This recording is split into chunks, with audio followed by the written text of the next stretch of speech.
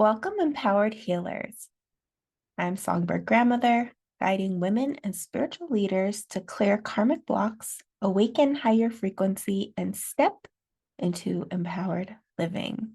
Today, we're going to dive deep into the times we are living in, the karmic clearing happening all around us, and how what we do now shapes the path forward. Sit back, relax, set your intentions, and know that you are part of something powerful happening in the now. So welcome back. So I invite everyone to take a nice deep breath in and out.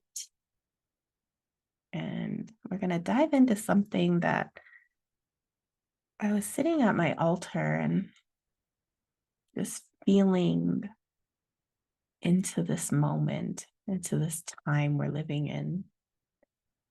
And I've been talking a lot about how we're in the last stage of 2025. And in the ancient calendar, this cycle runs until mid-February when we enter into the fire horse, which is also going to be a solar eclipse time.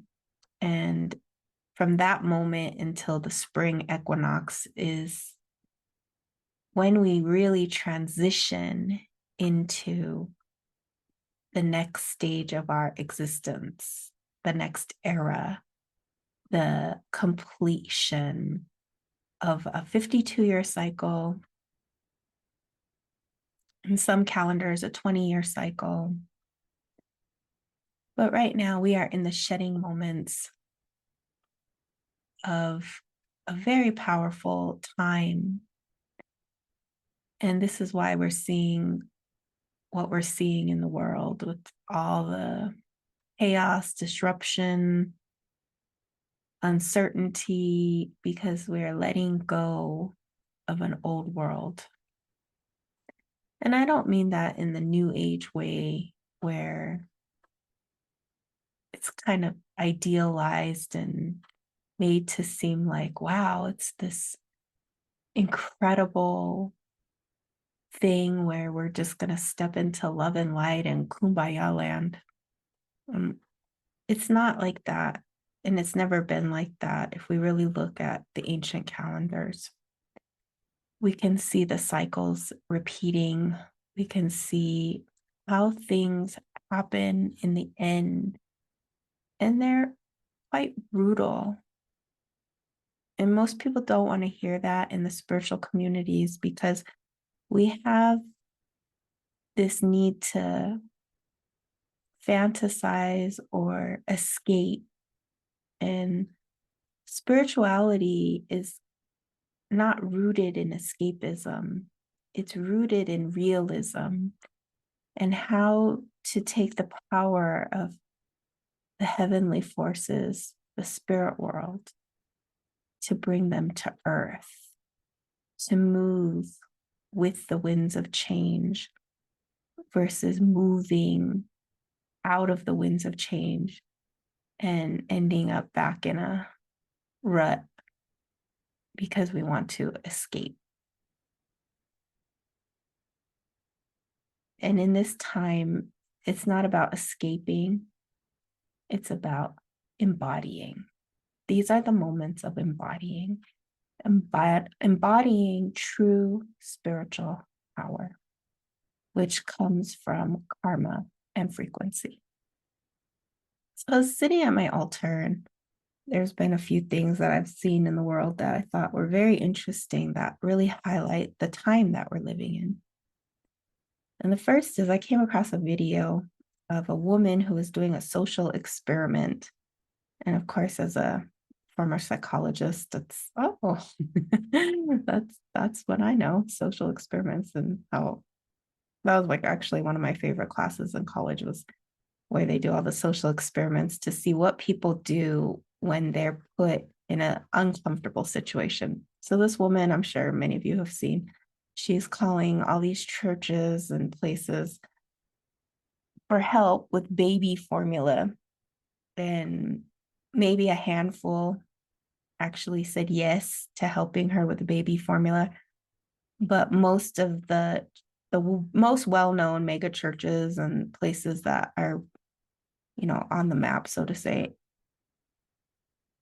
couldn't help, didn't want to help, with a crying baby sound in the background and a woman saying, "My baby hasn't eaten since last night." And there was no help to be seen.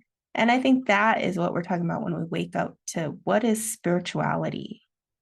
Because the places that actually were willing to say yes were not the big places. They weren't the ones that are famous for whatever reason. They were community-centered places. One of them was a mosque. One of them was like a great grandpa.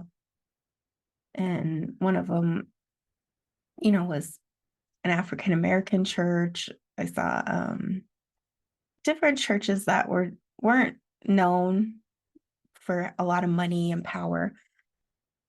But when they heard a woman crying for help for her baby, they were immediately willing to respond. This shows us the time we're living in, because I think a lot of people escape into religion with the notion that we're helping people, we're doing good. And then when you see something that blatant, it has to shake your world. It has to you have to look at, what do I really believe? And where am I putting my time, money, energy? Is it going to what I want it to go to? Or is it going to, make somebody else get what they want? This is going to be a very powerful moment that I think is going to ripple into our societies, especially as times get harder and harder. We cannot be frivolous anymore. And this is what karma is doing right now. Karma is the accumulation of good deeds and not so good deeds that create frequency. And the more frequency you have, the more you're able to move society, the more you're able to resolve old karmic debts and create new karmic powers. It's not something that we should fear, but it is something that is rectifying in the collective at this very moment, because we're at the end of a cycle. And there are people who don't believe in karma. There are people that don't know about karma. But regardless if you believe or you don't believe, or if you dismiss it, it is part of universal law that what you do will come back. It will come back. Maybe not today, maybe not tomorrow, but eventually it will come back. And a good example of that is the great grandfather who did, answer the phone for this woman needing baby formula and was like, what flavor do you need? What's the name? If I have to go get it, tell me and I'll go get it. And just that simple act of him saying yes from his heart has rippled into the time space of continuum. His karma has returned. And now I'm hearing that church has received thousands, if not hundreds of thousands of dollars in donations, touching people's hearts, reconnecting them to their own spirit, to their own giving, inspiring people all over the world. And that's the power. And in these moments of karmic clearing, these are tests. These are tests from the spirit world.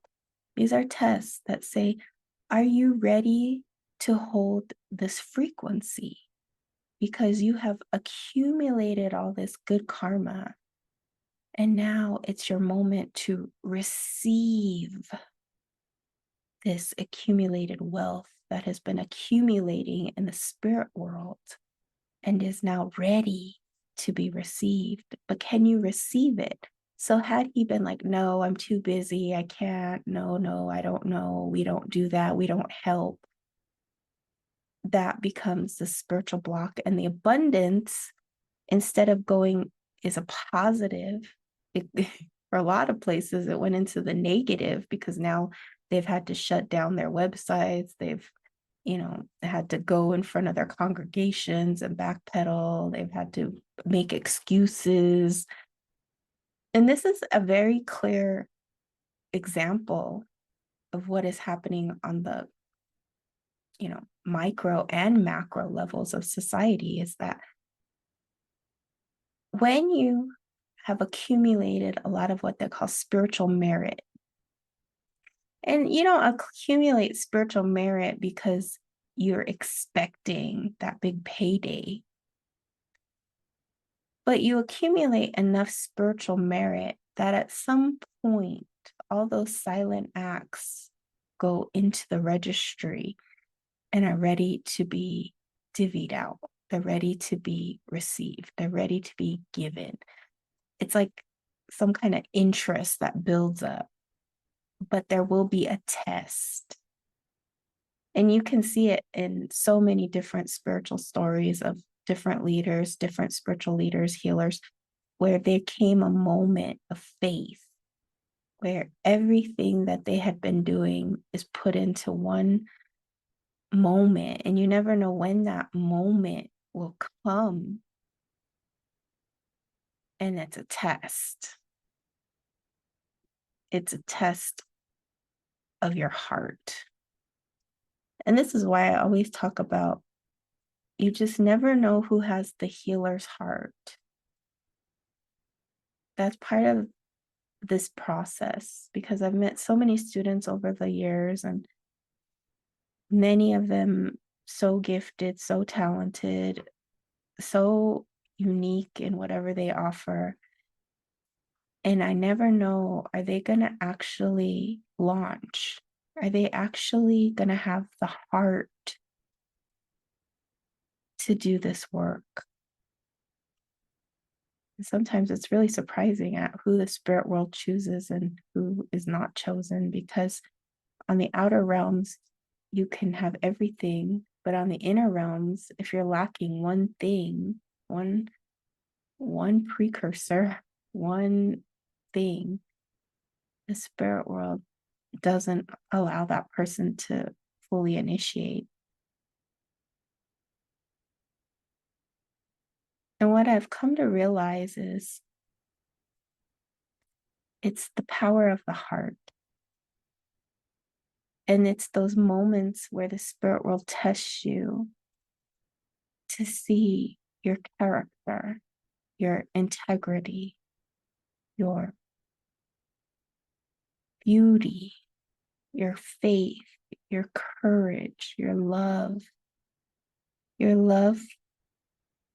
to help, your love to give, your love to make a legacy, to make this world better. This doesn't mean perfect. Nobody is perfect. This doesn't mean powers of enlightenment or magical thinking.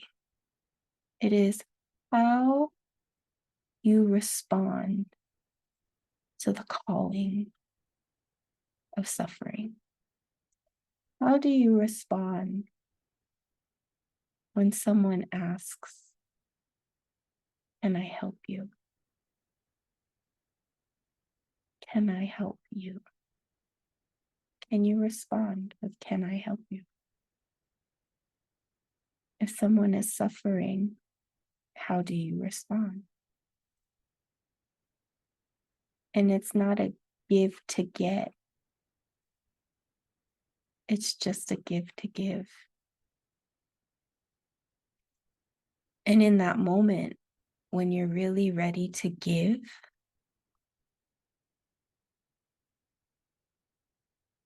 the doors to the spirit world open.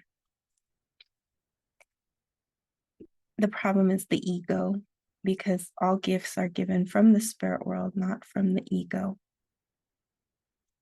People always ask me, is this my power? Is this what I do? Is this how I am? Is it, no. It's what the spirit world has gifted you. And we always have to remember that. The praise doesn't go to self, the praise goes to the spiritual beings and the spirit world and the great mystery that has gifted that to us to give. This is why spiritual healing is a gray spot, because people often mistake what it actually is, because it's unseen. It's not fully valued.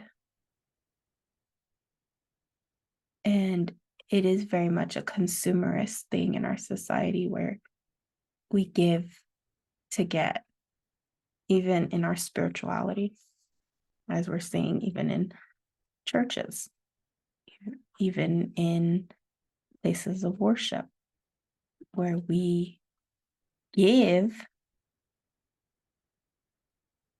to get. We give our tithing to get heaven.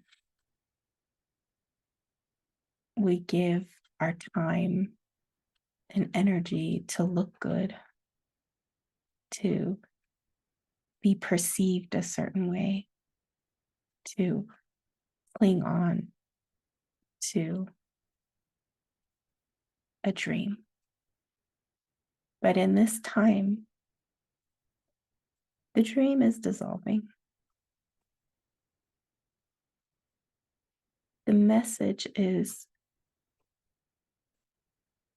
how we respond now determines the trajectory of our spiritual and life path.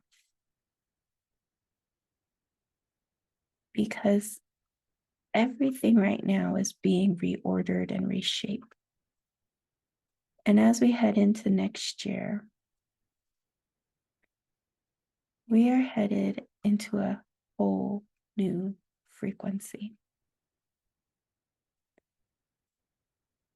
And my advice to those of you who are willing to listen, willing to do it, is to let the old fall, let the old karmic debts fall, let whatever is leaving your life leave, and get ready for that new beginning next year.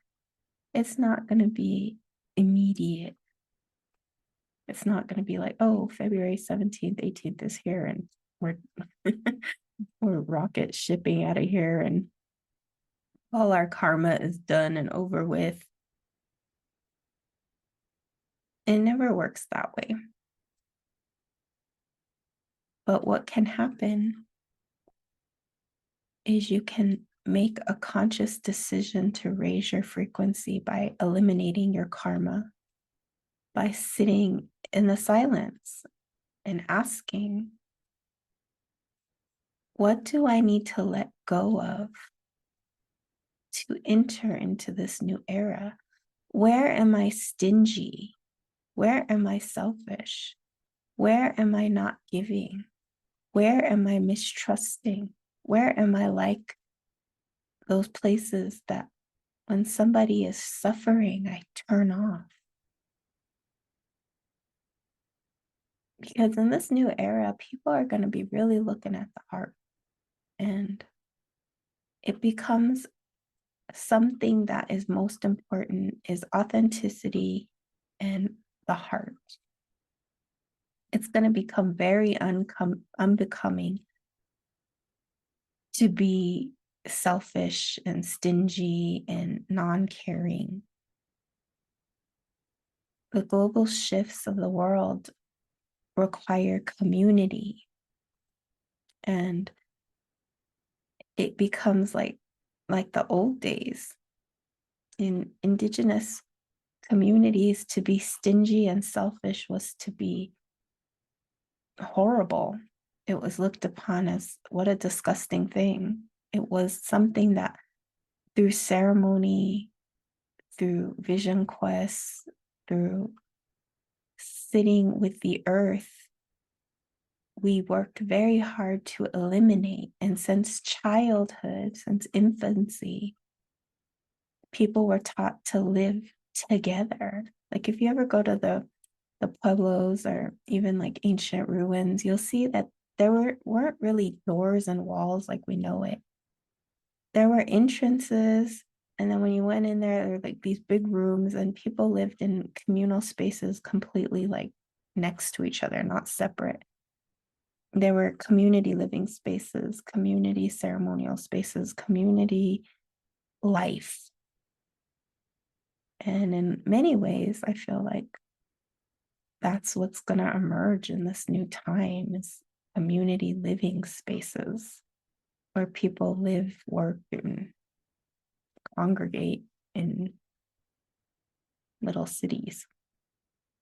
And that can be both good and bad, but it's going to be the future. We're going to see it over and over and over again.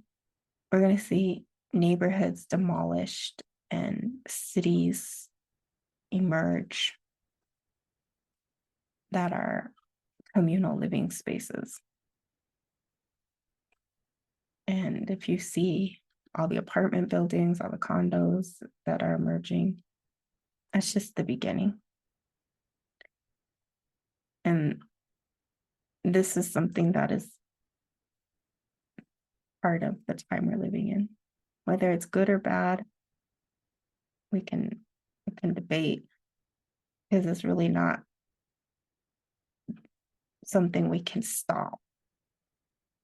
I've spent a lot of time looking at that situation and thinking, what is really happening? And it's part of our karmic destiny of what we are creating, because depending on your good acts, good deeds, good actions, good heart, good mind, beauty, as it's known, that determines your future. Are you going to be selfless or selfish? Are you going to think of others or not? Are you going to live in fear, resentment, victimhood, and drama and trauma? Or are you going to live in consciousness, alignment, releasing, empowerment? Are you going to let go of old toxic relationships and thought patterns? Or are you going to choose higher frequency relationships, higher soul mates, soul aligned, soul community oriented relationships?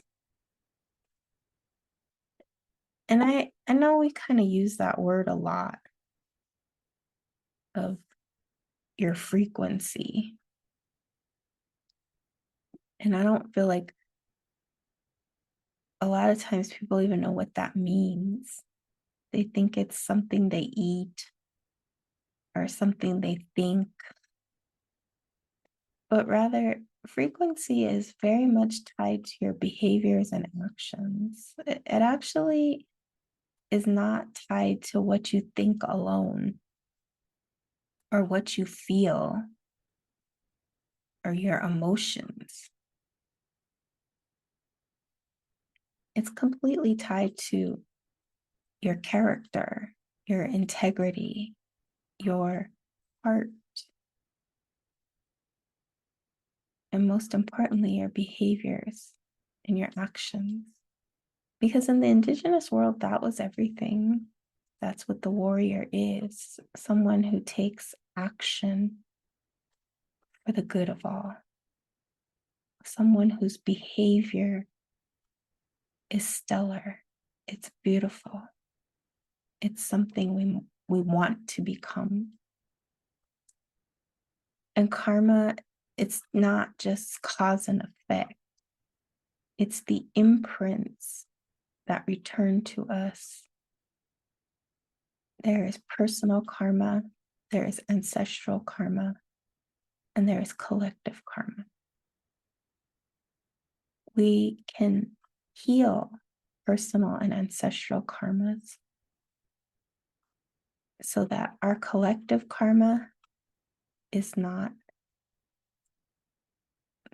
let's say, so bad. Because there's not a whole lot you can do about collective karma because it's the accumulation of all karma.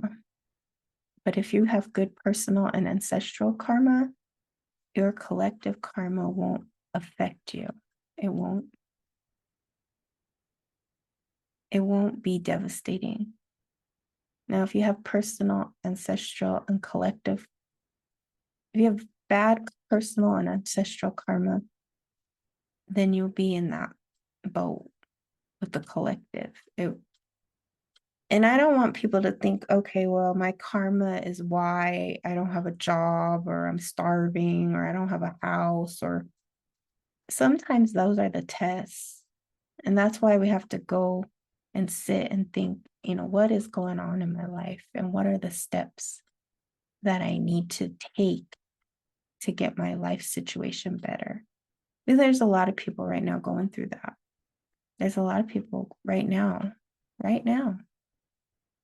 in this moment, struggling to pay bills, struggling to eat, struggling to work, just struggling. And we can't just dismiss that and say, well, that was your bad karma. That's your low frequency. Sometimes people going through those patterns of suffering are for other people to help, to restore. Because we don't know how karma flows. We don't know what has happened in the past to create this in the now. And we don't know how that help now can ripple into the future. You help somebody today, it could come back 10, 20 years from now and be the blessing that you need. It's a spiritual acceleration time. And the karma is clearing on a mass level. And it's coming across as increased sensitivity, synchronicities, challenges, or tests.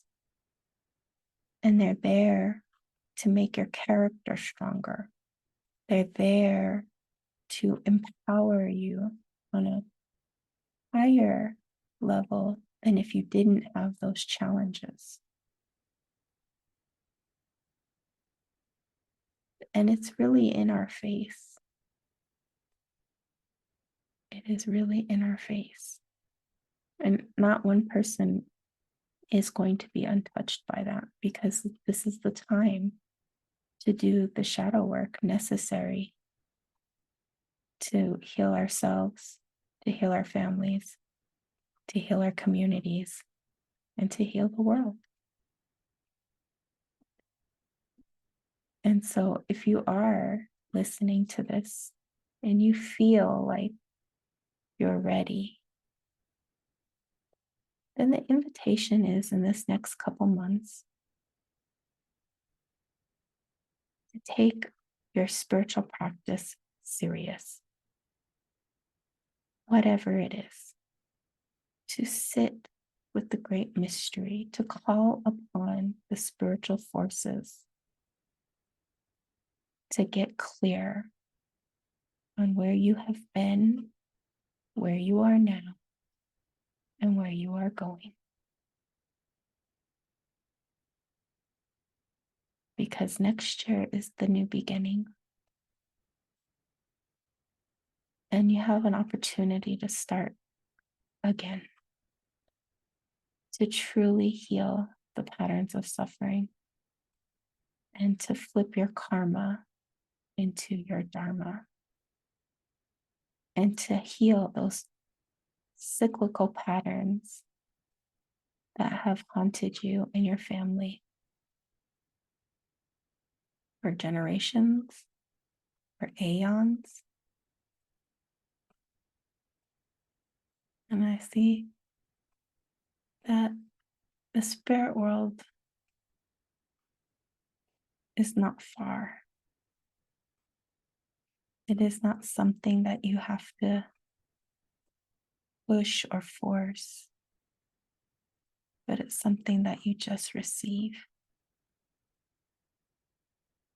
It's always here helping you. It's always here. It's not far away. It's not in the next lifetime. It's not something like heaven and hell. It's something beyond sacred and special. And if we're lucky, we can get a glimpse into it while we're living. And that's really what the medicine path is. That's really what the healer's path is the glimpses that we get, the opportunities to serve,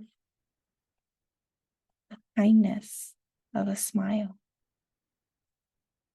and the healing of the generations. So I want to thank you all for joining me today. And this was a deep one. So I invite you to integrate, to process, to think, to let this medicine seep into your mind, body, and spirit. And to know that when you truly listen, you never make a mistake. If you feel rushed, if you're doubtful, if you're confused, if you're chaotic, don't make any big decisions. Rather, step back, clear your mind, breathe, and listen deep. Listen deep. Listen to what it is that your heart is speaking and that your spirit is guiding. And when you do that, you'll never be led astray. Until we meet again, many blessings. Aho.